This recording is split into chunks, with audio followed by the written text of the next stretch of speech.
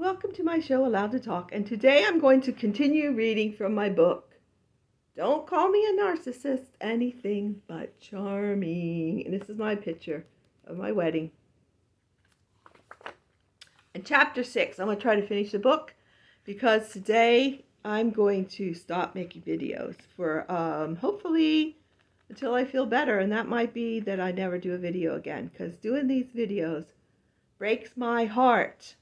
Reading this book, it kills me to read this book. I sit and think about it and ruminate and have cognitive dissonance about the past when I was in my 20s and early 30s with all this stuff going on with someone that's a very cruel person.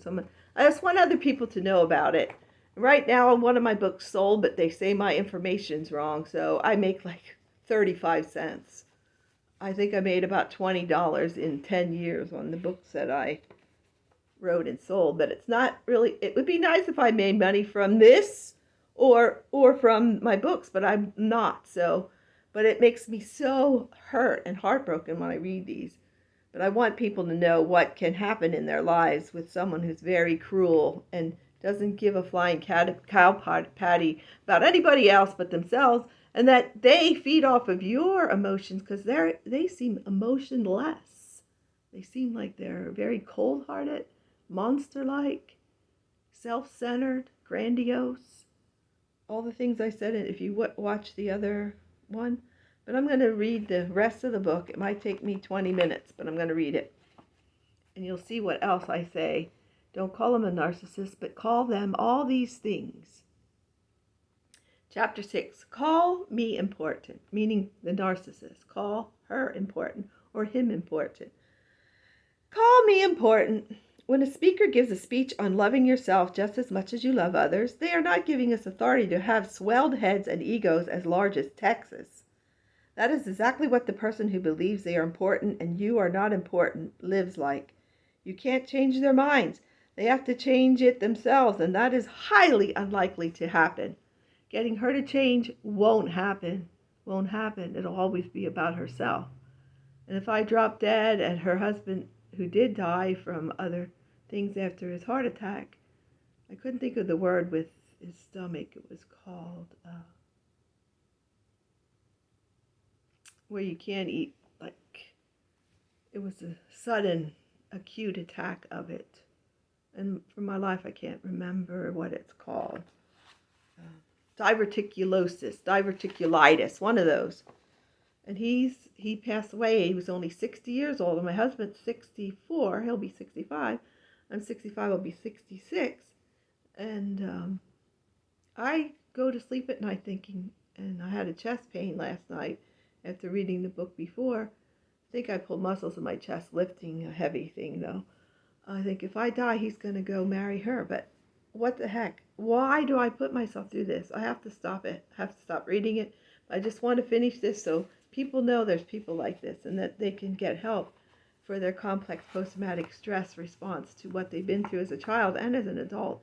Because these type of people look for someone with the high emotions that really cares and has empathy and has psychological issues like I do, mental health issues. So this is going to be my last video for a long time. I'm taking a break, a big break. Okay, you are important to them as an object, like something they really like, their whatever, their furniture, their TV. You're like an object. You become important to them for their supply of giving them all the things they need to keep their image. They love you like they love their hot tub or sauna. It feels good to have you around. A person that I allowed to use me for her ability to feel important would compare herself to me and remind me how important she is for so many things. Her job, her volunteering, her being an aunt to my kids, her being the best at everything. She is important and I am a fly on a turd in the swamp at the rotten tree where the bear took a dump. She needed to be important or she just might get splashed by water and shrink away to nothing. You get what I mean.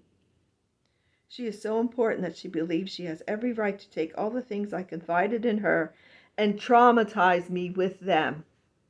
Chapter 7. Call her a go-getter.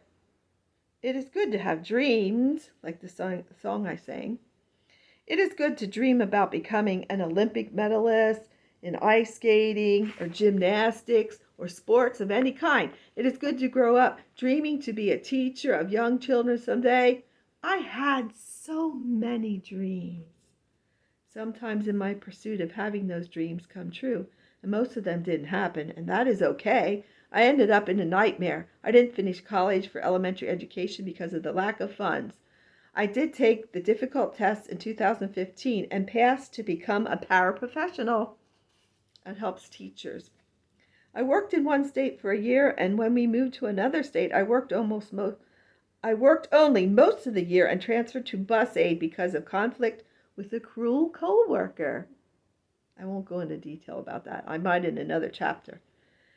This go-getter would do anything to upset me in the hallway. I am talking about it now. See, when I read this, I had forgotten what I wrote even. This is the co-worker where I worked as a teacher's aide, as a paraprofessional, who got to me, and I didn't know about NPD, narcissistic personality disorder. I didn't know about very cruel people. This go-getter would do anything to upset me in the hallway. She would cross over in front of my group of 5 children. She would watch my line of children and make sure they were doing everything by the rules as they moved from one classroom to the other classroom that I was assisting. I was assisting these kids. She had no right to start yelling at them in the hall. She signaled me out and chose me to bully. I transferred to bus aid because I love children, but her ruthless attack on me during classroom transfers was finally unbearable for me. When one of my 5 students jumped down the step, this lady started yelling at the student about the rules and that the student shouldn't be jumping. I was already turned around and talking to the student.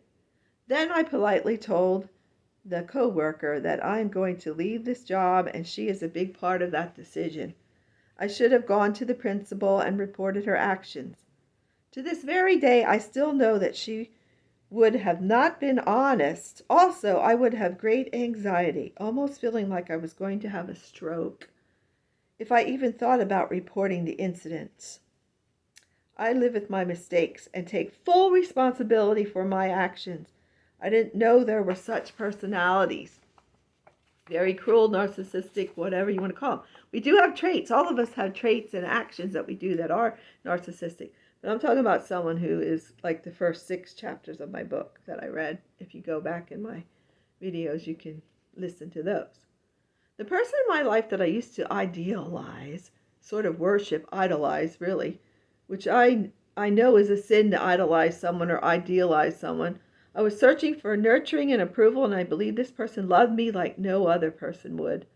I do believe I even put her before God for a while.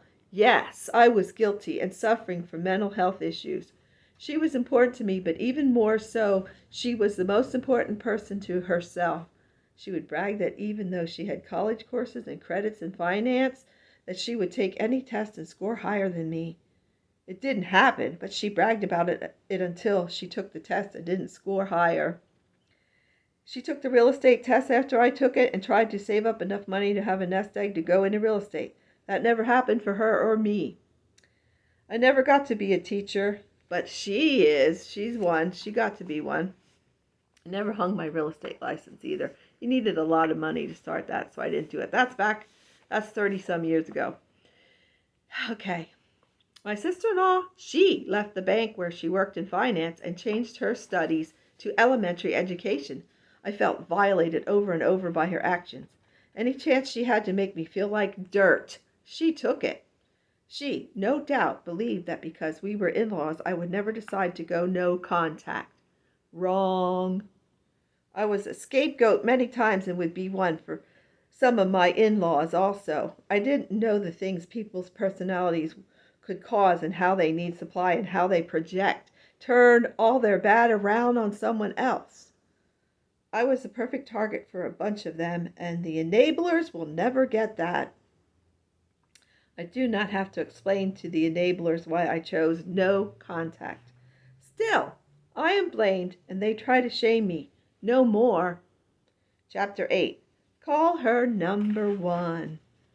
She love bombed by being the nicest person in the world for more years than I want to admit. I was so enamored by her that I ignored all the red flags that would be flying high. She pretended, or maybe she did, who knows, to like all the things I liked. I believe she was number one in my friendship life, and I loved her like a sister, maybe closer than a sister. She was more like me and what I liked to do than any of my 7 sisters. Indeed, a family does not have to be flesh and blood. I put her on a pedestal and kept her there for almost 5 years. She became number one for my husband also. He would want to visit his younger brother a lot. When we drove by their house on the way to visit someone else or go somewhere else that we had to pass their house, he would twist and turn around to try to see if they were home. He didn't do that for his other brothers or his sister, his one sister. Many times after visiting someone else in our family, we would still stop by their place and visit. She was the number one ego feeder in our family. My husband's sister also believed she was number one, but wasn't covert about it. She was just overt and grandiose. I still get hurt by her, but I'm just going to go gray rock with my husband's only sister. She's grandiose. Like I said, she's not diagnosed. Neither is my sister-in-law that I talk about in this book. But you know they are when they do things like at a funeral where you're going up to view someone's body because they passed away. She comes in not whispering, but not talking, not yelling or loud, but not whispering either, and telling my husband what's what about, because he wasn't around in that much. Well, we moved to Missouri, but she said, he just wanted you back as a brother, right in front of me, saying it loud enough so I can hear it. Then she had a birthday party for my husband, whose birthday is January 20th, and her other brother's January 18th, and my birthday is January 22nd. I was down there till the 21st, but no mention of me, no, can I put your name on the cake? We'll celebrate your birthday too. And maybe she doesn't know my birthday is only 2 days after my husband's. Maybe she doesn't really give a crap, and that's probably the answer right there. And I did tell his older brother's wife that my birthday is tomorrow when we were at Universal Studios having a blast for my husband's birthday. But anyway, she is grandiose, and that's all I'm going to say about that. Okay. I'm talking about my husband's sister right now a little bit. Being the only girl among my husband's siblings, she was like the princess of the family. She demanded a lot and got a lot too. She seemed to always want something in return for any good deed she did for her family. She was overt about being number one. So she is the only sister. Bro, what can you do for me? She is less dangerous because of she is outright loud. Her personality. You always know what to expect with her. She is nice when she wants a favor and demanding when you are expected to return the favor. Chapter 9. Call me guiltless. I didn't speak up much around my sister-in-law that I thought was closer to me than a sister until years later. When I did speak up and ask questions, she was never to blame. She would never do this or that. She even stated such thing as, to tell the truth, I don't even remember doing that or talking about that. And even if I did say or do that, it is not my fault that your marriage is so bad. Some toxic people believe they make no mistakes to the point of projection all the wrong to someone else. I was the crazy person in the family, and for over many years gone by, that has not changed and no doubt never will change. She could mind screw with mind games and spread time with you right after and believed she was innocent and had no guilt for what she would say or do. I believe that I will never get any confession or apology from her. I know I won't. It won't happen. Until death comes and rescues me from the torture of people like her, they will always be never wrong. I'm just going to live with that. You had the facts in front of them, and they continue to twist words and make it you who is the bad person. You are the guilty, and they fly around like a free bird. The best decision I made, and the enables don't understand my decision, was to go no contact and stay as far away from her as I am able. Chapter 10. Call me a boundary breaker.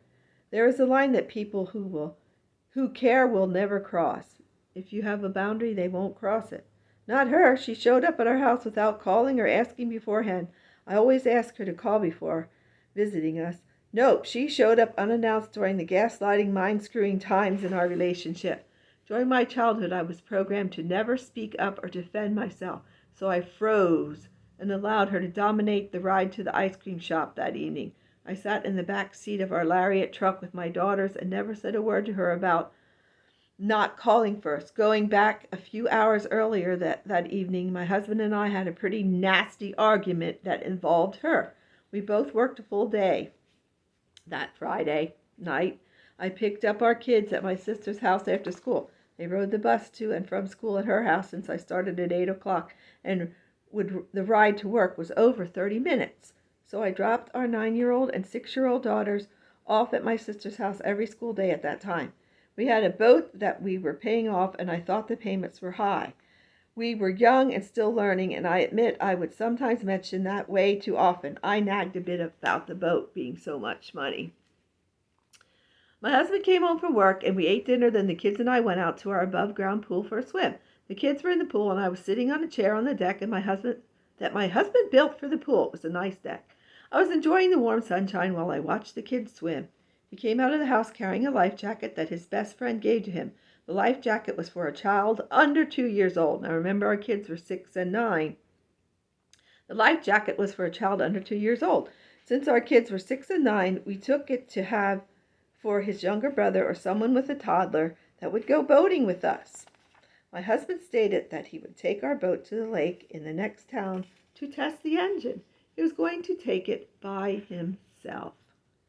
You must realize that she had been mind-screwing me, gaslighting for about 3 months at this time, and I was already on pins and needles about her statements and actions. My mind was whirling when he said he was taking the boat to a nearby lake by himself.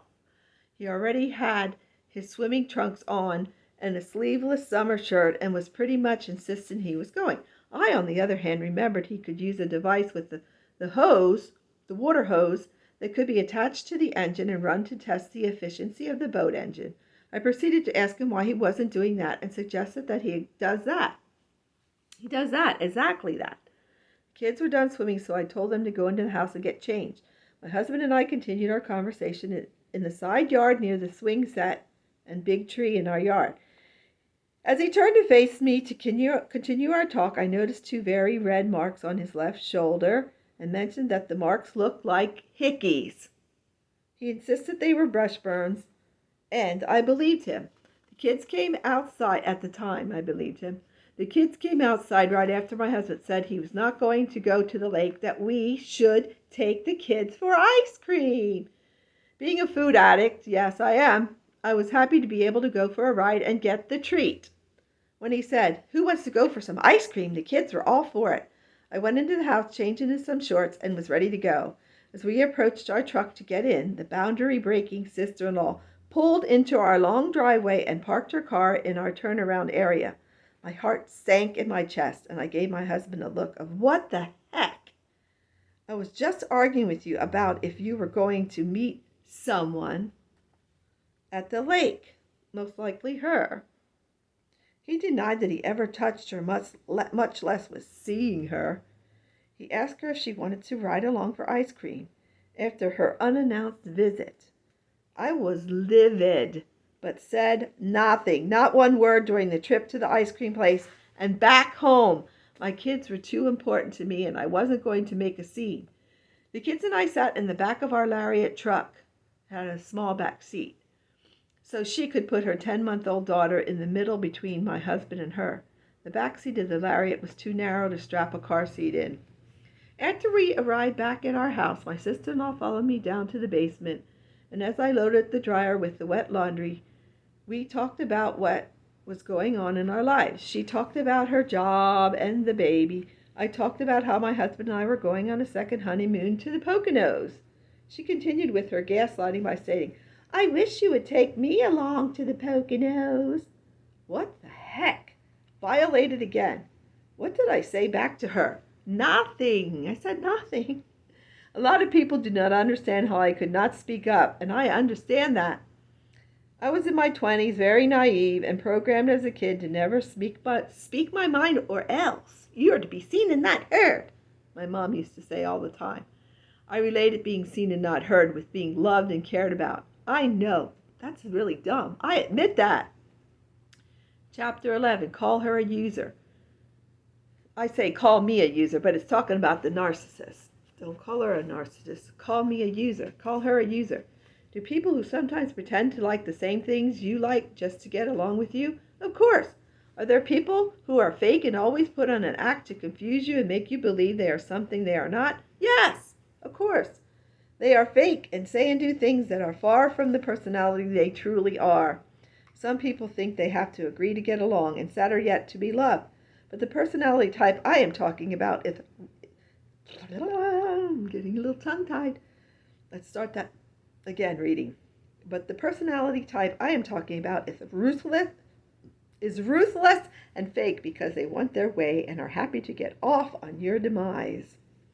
They are not in comparison to a honeybee that will sting you if you attempt to disrupt their hive or honey, and you will get stung. They are werewolves, pacing around in the night, searching for the next victim they can bite or scratch. They want you to have or kill or destroy. They want you to have lasting scars and want you destroyed, yes. They don't care if it takes months, years, or decades. They want you destroyed and enjoy the game of seeing you collapse from their mind screwing. Enablers who believe these people are charming but won't understand. Okay, the enablers aren't charming. Enablers who believe these charming people won't understand this or believe that anything was done to try to mentally destroy you. A lot of my siblings believed that my sister-in-law did absolutely nothing to me and that I just chose to single this precious woman out and attack her for no reason. Wow. Like I said, only my one sister, Jean, believed me. She watched my videos. She passed away about 2 years ago. Chapter 12, Call her a predator. Call me a predator. After dating a person for a while, you eventually get to meet the circle of the family, friends, and co-workers. You get to know your future in-law family, spouses, friends, and co-workers. You are looking and hoping for friendly, kind people. The person searching for people with empathy and who are highly sensitive is acting like a predator. They seek the family members that have low self-esteem, low self-worth, and go along to get along. Their search is for the type of person who doesn't like conflict. In my early 20s, I believed that every person had compassion for others. I believed most people were out to help others and do good things for others. I never thought when I was young and naive that such a person existed.